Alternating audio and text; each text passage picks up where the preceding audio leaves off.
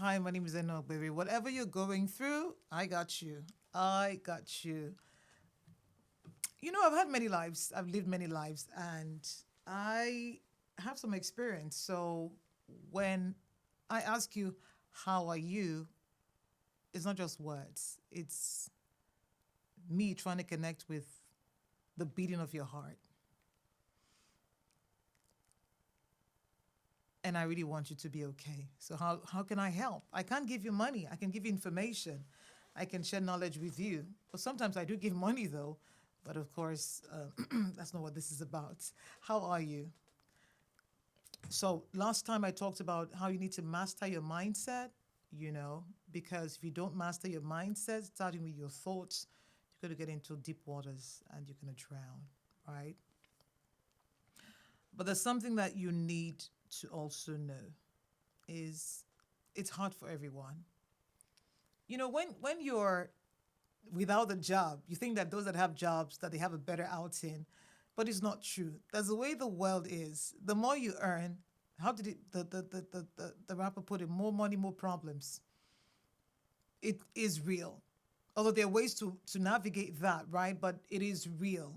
So one thing you want to do every time is to choose progress over pity because it's easy for you to just get into the space of self pity and my own bad past, or I'm getting the worst out of life.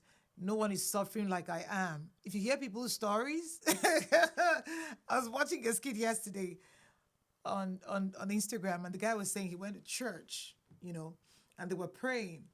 And what was his problem? He was praying about allergies, right? And that the guy in front of him, one of them had lost the wife and the child on the same day. The other one had, I mean, it was just nasty. So when he heard their prayer points, he said, God, um, I do not, no, no, answer, attend to them. I got to go. And many times, because we over magnify what's going on with us, we don't see that it's not as bad as it is. It might feel that way, especially when you don't have support, but truly it's really not as bad as it seems. I've been there. There are days I cried and asked God why. But looking back now, girl, it wasn't as bad as it was. I was just in a bad place, okay? And I mean, it happens every now and again, but we need to be very cautious so that we don't get into that kind of place where we feel like it's the end of the world, okay? Don't stay stuck. Don't complain.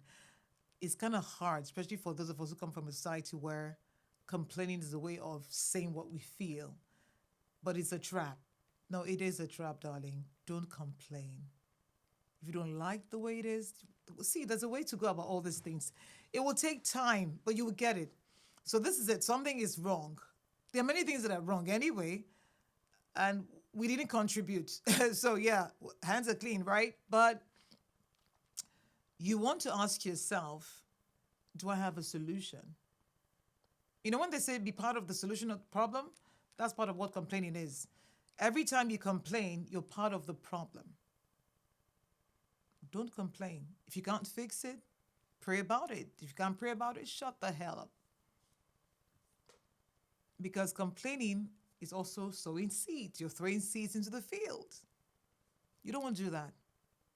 The person is in your space, you don't like them. How can I be a solution? How do I fix this? If you've not been able to find a way to fix it, find a way to escape, to not be in their space, and maybe to not also be in their spaces alone, because that's another thing. When there are several people in the room and there are different kind of energies, it's easier to manage some very negative vibes. When it's just two people, then it's a different kind of, battle. So you don't want to be in that space with them alone as much as you can help it, right? But don't stay stuck complaining.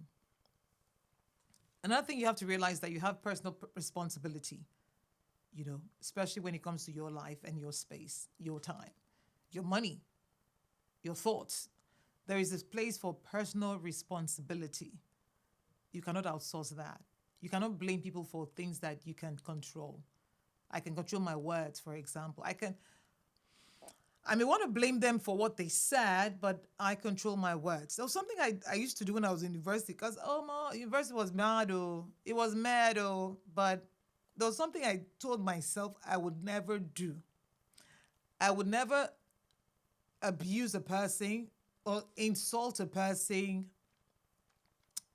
about something that was personal to them. I've seen people quarrel. In fact, I've seen quarrels on social media recently. I'm like, what is this?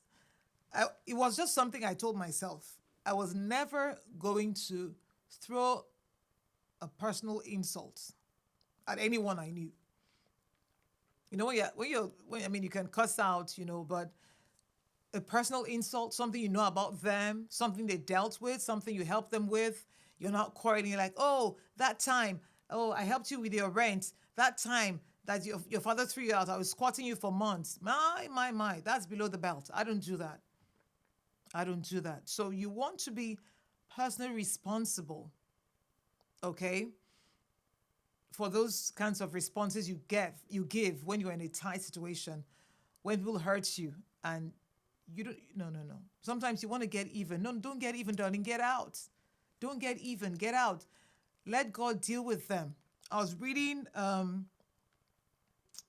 the Exodus, yeah, the book of Exodus, the Exodus in the book of Exodus, and I saw how God dealt with the Egyptians. I'm like, man,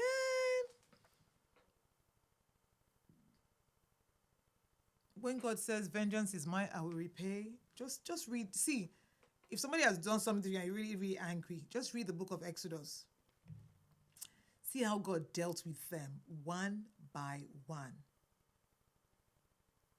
Flies. You can't even stand flies. Then flies are entering your nose, your eye, your mouth, your ear. Are we playing? God is badass, man. Excuse my French. Then the water, the source of life. Water is life.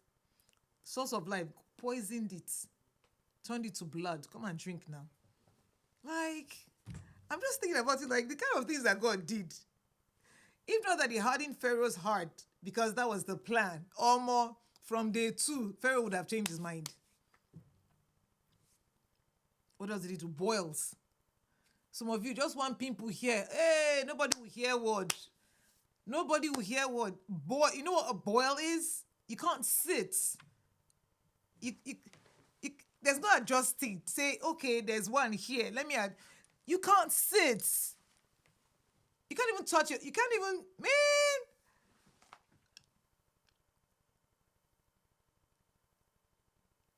Oh, come on. Come on. Come on. You don't want to mess with that kind of God. There are things we need to learn, unlearn.